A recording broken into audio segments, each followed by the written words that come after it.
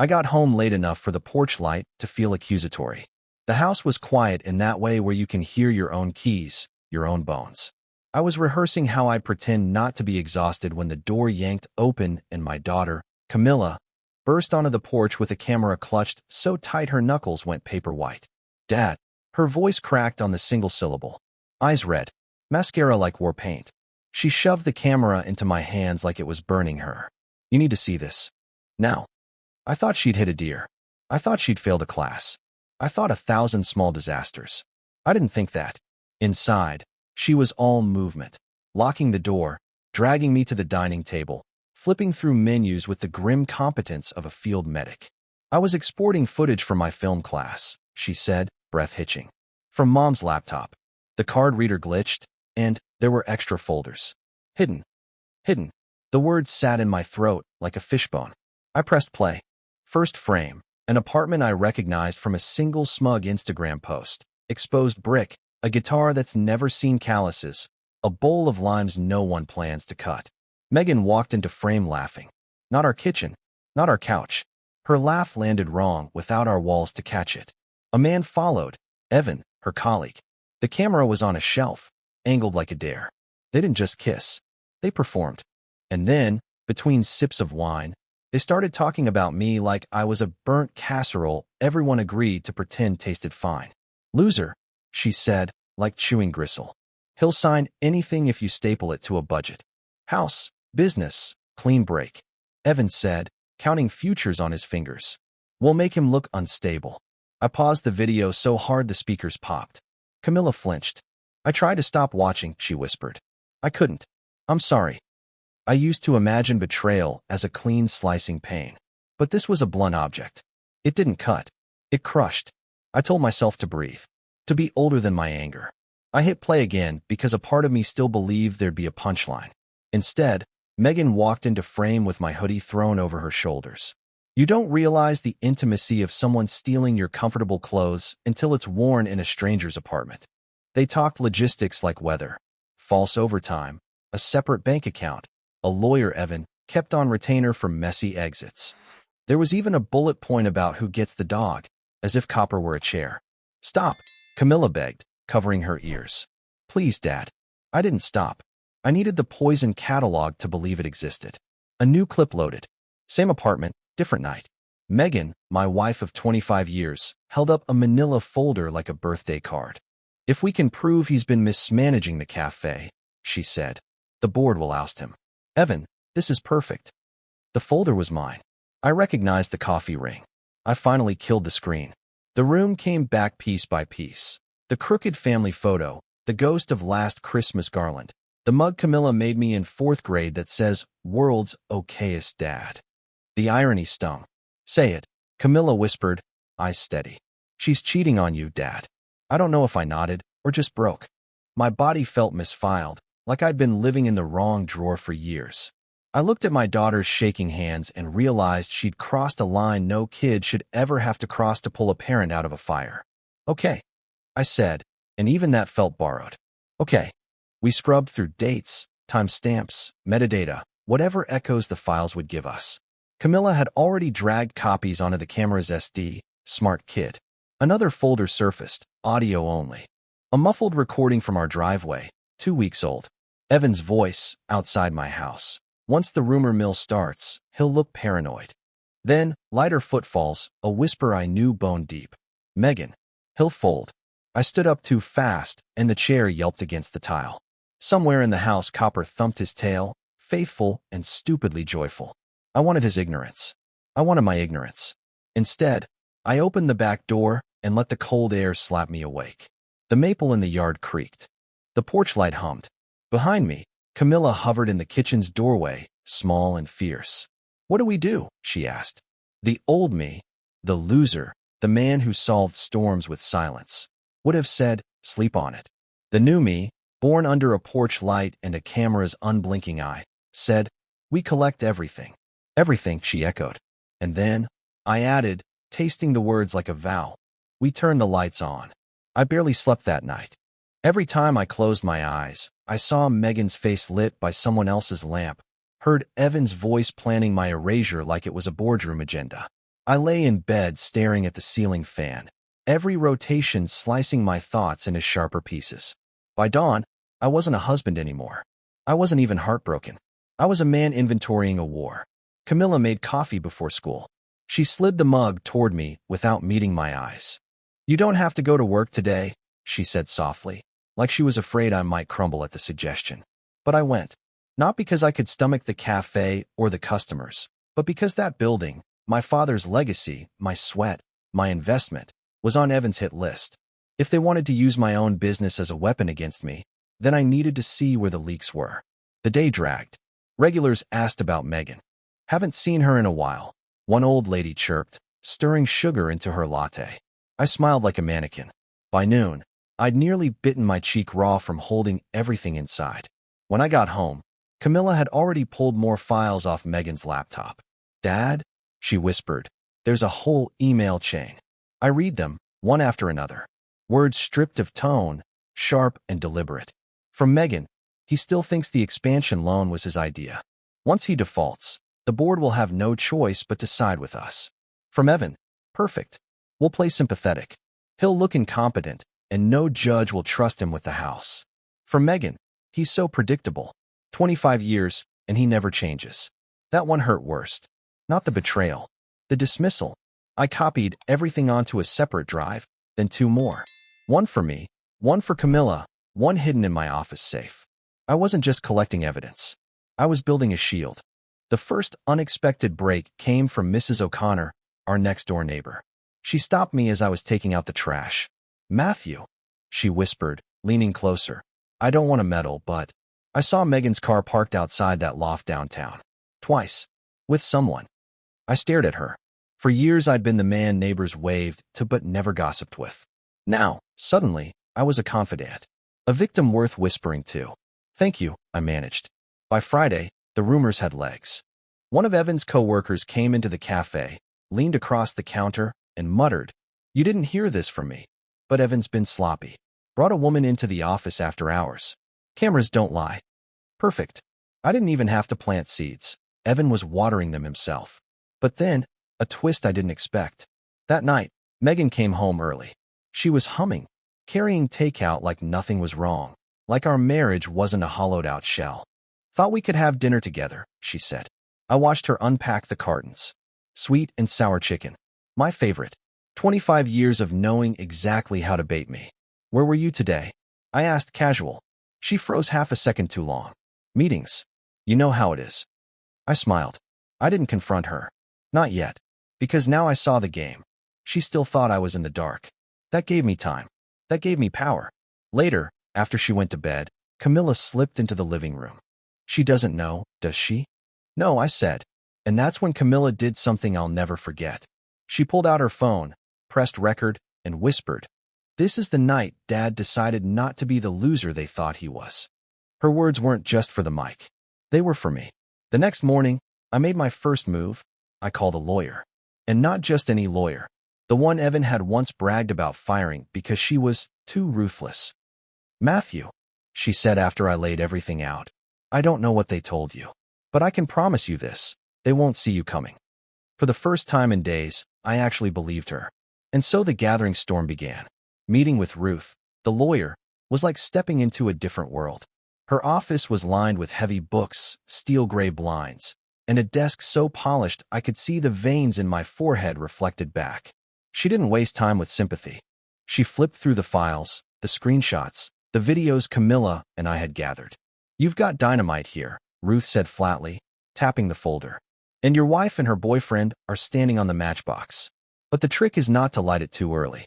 Timing is everything." Her calmness steadied me. "So what's the first step?" "Keep collecting," she said. "Emails, receipts, call logs.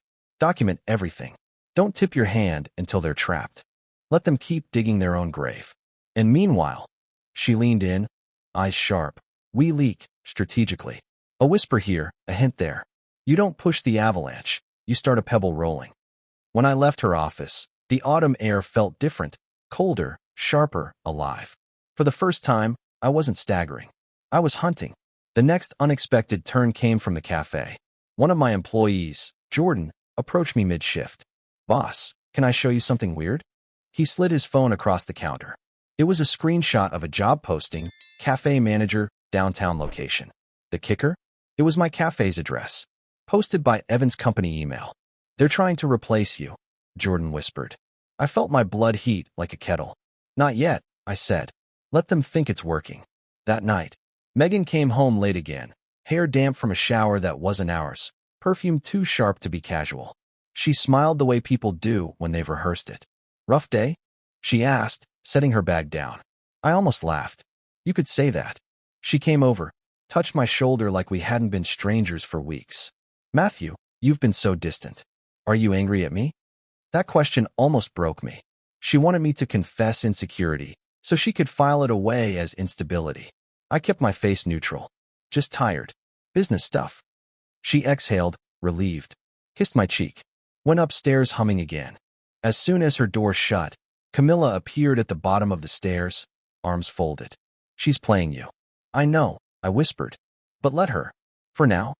2 days later, the pebble Ruth promised started rolling.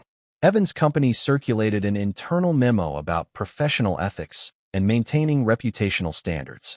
It didn't name him, but it didn't need to. By lunchtime, someone had forwarded it to the cafe's email. By dinner, it was on Facebook. Evan's smug face had become a punchline. But the storm doesn't move in one direction. That night, I came home to find Megan waiting in the living room, her laptop open. Matthew, we need to talk. Her tone was serious, calculated. She pushed a spreadsheet across the table. I've been reviewing the cafe's finances.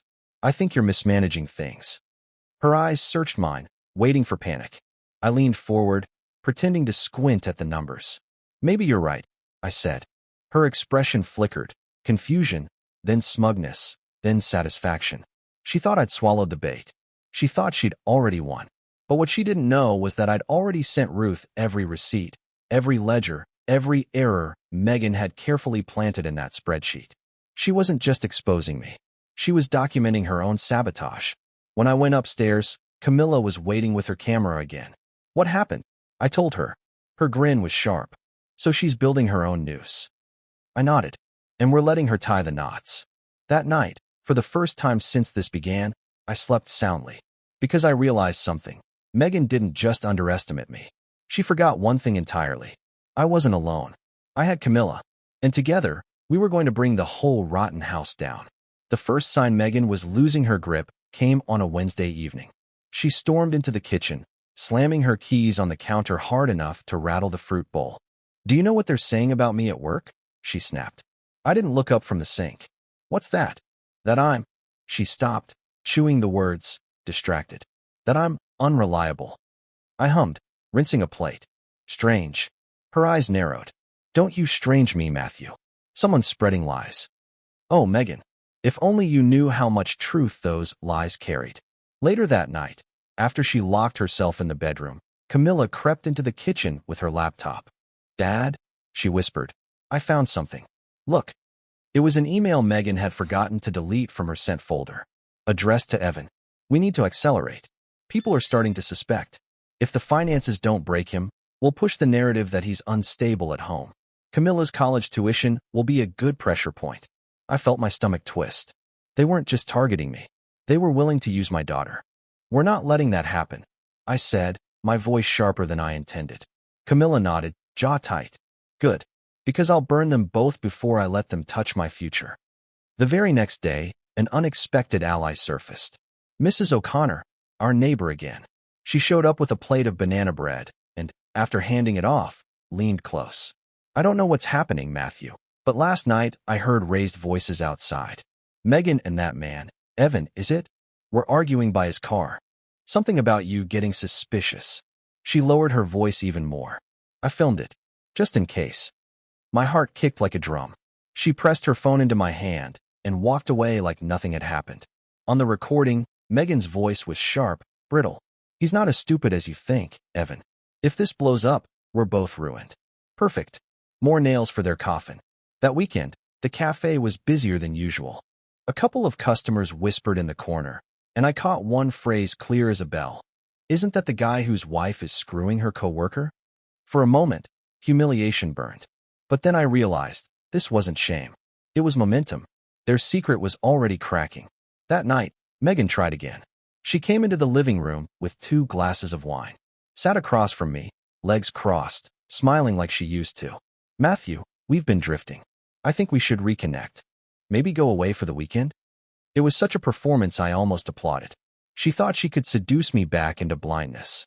I swirled the wine, met her eyes, and said evenly, "Sounds nice. But I've got some things to finish up first." The flicker of annoyance in her face told me I'd chosen correctly. She hated not being in control. But the twist came the next morning.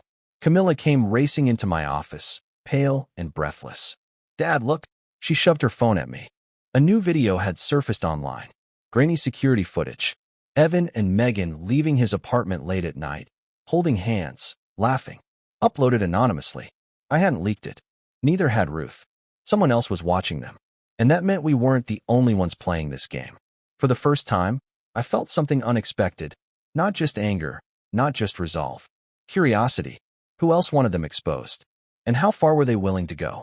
When that anonymous video went live, everything shifted. It had only been up for 2 hours and already had thousands of views on a local gossip page. The caption read, "Recognize these two? Not so squeaky clean after all." Evan and Megan's faces were clear enough to identify, but blurry enough to look like leaked surveillance footage. The comments were vicious. "Isn't that Evan from the Chamber of Commerce?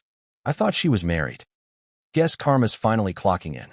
Camilla sat next to me on the couch, scrolling with a mix of shock and glee. "Dad, we didn't do this, right?" "No," I said slowly. "And neither did Ruth. Someone else is moving pieces on this board." "Who?" "I don't know yet. But they're helping us." By that evening, Evan's company had placed him on administrative leave pending an investigation. Megan came home pale and snappish, slamming her purse onto the counter. "Everything's falling apart." She hissed into her phone before realizing I was in the kitchen. I pretended to be reading the mail. "Rough day." Her glare could have cut glass. She muttered something about witch hunts and disappeared upstairs. Camilla watched from the hallway, eyebrows up. "She's unraveling." "She's scared," I corrected. "That's better." That night, Ruth called me. "Matthew," she said without preamble, "I don't know who leaked that video, but it just made our job easier. Public opinion is a powerful tool. You've got sympathy now. Use it." "How?" "Start living your life visibly. Be calm, be steady. Let them look hysterical while you look stable. Judges notice. Employers notice. It all matters." It was sound advice, and strangely freeing. The next morning, something completely unexpected happened. A man in his mid-30s came into the cafe. Suit, loosened tie, tired eyes. He ordered a black coffee, waited until the line cleared, then leaned over the counter. "You're Matthew?" "Yes." He lowered his voice. "I'm Evan's ex-roommate. We used to share that loft. He stiffed me on rent, bragged about your wife like she was some conquest. I've got screenshots you'll want." I blinked. "Why?" "Because he ruined me," the man said flatly. "And because people like him shouldn't get away with it." He slid a thumb drive across the counter. "On the house." Camilla was in the back and peeked out just in time to see the exchange. "Dad, what's on it?" Later that night we opened it. Emails, text messages, photos. Evan boasting about the plan to gut my business, calling Megan useful but clingy, even mocking Camilla's college ambitions. Camilla's hands shook. He called me collateral damage. I put my arm around her. This is exactly the kind of evidence Ruth needs. Meanwhile, Megan tried to stage a new move. She left a folder on the dining table, as if by accident, full of printed screenshots, proving I'd been mismanaging money and emotionally neglecting her. Her handwriting scrawled notes in the margins, pattern of instability, unfit for custody. But the thing about writing notes on evidence is that it makes the forgery obvious. Dates didn't match, signatures were wrong, and Ruth had already filed motions protecting my financial records. She was throwing darts blindfolded. And then came the real kicker. Megan's boss called me. Not a friend, not a sympathetic neighbor. Her boss. "Mr. Lane," she said crisply, "I'm calling as a courtesy. We're aware of certain behaviors involving your wife and our employee, Evan. This violates multiple policies. We're initiating formal proceedings. I'd advise you to be prepared for some turbulence." I thanked her, hung up, and just sat there for a second, staring at the phone. Megan's professional world was crumbling faster than I could have orchestrated. Camilla looked up from her laptop. Dad, yes. Do you think it's over? I smiled grimly. No. People like them don't stop until they're forced to. I reached for my coffee, feeling steadier than I had in weeks. But now, Camilla, now we have an army. Because whoever our mystery ally was, they'd just opened a second front in the war. And Megan and Evan had no idea how outnumbered they were. The more Megan tried to pretend everything was normal, the more obvious her cracks became. She started hovering in the kitchen when I came home, asking too many questions. Rough day at work? See anyone interesting? She was fishing, and she was bad at it. Meanwhile, Camilla and I kept gathering. Every night, we'd sit side by side at the dining table, cross-referencing emails, receipts, and those thumb drive files from Evan's ex-roommate. It felt surreal, like we were building a case against a stranger, not the woman who once kissed scraped knees and planned birthday parties. But then came the night Megan slipped. She got home late, tossed her heels on the floor, and poured herself a glass of wine so full it sloshed over. You think you're clever, don't you? She sneered, glaring at me. I raised my eyebrows. Clever? Don't play dumb, Matthew. The whole office is whispering. Someone's spreading rumors. Do you enjoy humiliating me? I set down my newspaper. I don't need to spread anything, Megan. You've done that yourself. Her face twisted. For a heartbeat, the mask was gone, and I saw pure rage. She wanted me broken. Instead, she stormed upstairs, muttering into her phone. Camilla leaned against the doorway, smirking. She's scared. Good, I said. Fear makes people sloppy. The next blow didn't come from Megan, though. It came from Evan. 2 days later, Ruth called me into her office. She had a printout in her hand, eyes narrowed. Evan filed a complaint, she said. He's claiming you have been harassing him. Anonymous calls, threats, attempts to sabotage his job. He's painting himself as the victim. Camilla, who'd tagged along, gasped. That's insane. Of course it is, Ruth replied calmly. But courts care about appearances. We'll need to counter this with more evidence. And Matthew, this is important. You must not react emotionally. Don't confront him. Don't text. Don't even look at him if you can avoid it. I nodded, but inside I burned. Then came another twist from our mysterious ally. Late one night, an envelope slid under our front door. No return address. Inside, photographs. Clear shots of Megan and Evan, sitting in a fancy restaurant, heads bent close together, laughing. Another set showed them entering a hotel. The final photo? Megan handing Evan a stack of papers I recognized instantly, the forged financial records. Camilla stared wide-eyed. Dad, someone's following them. I studied the photos. Whoever this was, they weren't sloppy. These weren't grainy phone shots. These were professional. And the strangest part? Attached to the envelope was a sticky note with 3 words written in neat handwriting. For your daughter. The very next day, the cafe was swamped. Everyone had seen the gossip site updates, the whispers, the rumors. A few customers avoided me, uncomfortable. Others leaned in with sympathy. But one regular, an older man named Frank, lowered his voice and said, Matthew, I don't want to meddle, but I've seen this before. My ex tried to take me for everything. Don't roll over. Fight like hell. It was exactly what I needed to hear. That evening, Megan finally dropped the act completely. She cornered me in the living room, voice sharp, eyes glittering. You think you're clever, saving all those files? You think Camilla doesn't tell me things? I froze. What do you mean? She smirked. Kids talk. She's not as loyal as you think. For a second, doubt stabbed me. But then Camilla walked into the room, calm as stone. Nice try, Mom. But you're not getting between us. The look on Megan's face, shock, then fury, was the clearest proof yet that she had lost her grip. That night, Camilla set the camera on the table and hit record again. This is the night Mom tried to break us apart, she said steadily, her voice trembling but strong. And this is the night she failed. I put my hand on hers. Because no matter what came next, Megan and Evan weren't just fighting me anymore. They were fighting us. And we weren't backing down. By now, the air in the house felt different. Megan wasn't even trying to keep up the facade of being the doting wife anymore. She left early, came home late, slammed doors, hissed phone calls in the driveway. She'd stopped smiling altogether, and when she looked at Camilla, there was no warmth, just calculation. But we weren't the same people she thought she could manipulate. We were ready. The first domino fell on a Tuesday morning. Ruth called. Matthew, The judge accepted our emergency petition. Megan's attempt to claim you're unstable is frozen pending investigation. And thanks to the anonymous photos, we've got corroboration of her financial sabotage. I almost dropped the phone. Wait, that's admissible. It's evidence, Ruth said firmly. Chain of custody's not ideal, but the timing is perfect. We'll build a narrative around it. Megan and Evan have been caught on camera exchanging documents and plotting. Judges hate conspiracies. Camilla squealed in the background, clapping her hands. Later that day, I got an email from the Chamber of Commerce. They'd suspended Evan's membership. His company had pulled him from his position to preserve institutional integrity. The memo was public. The comments online were brutal. Dad, Camilla whispered as she read them aloud. He's radioactive now. And Megan? She was unraveling fast. That night, she confronted me in the kitchen, eyes wild. You're ruining my life, Matthew.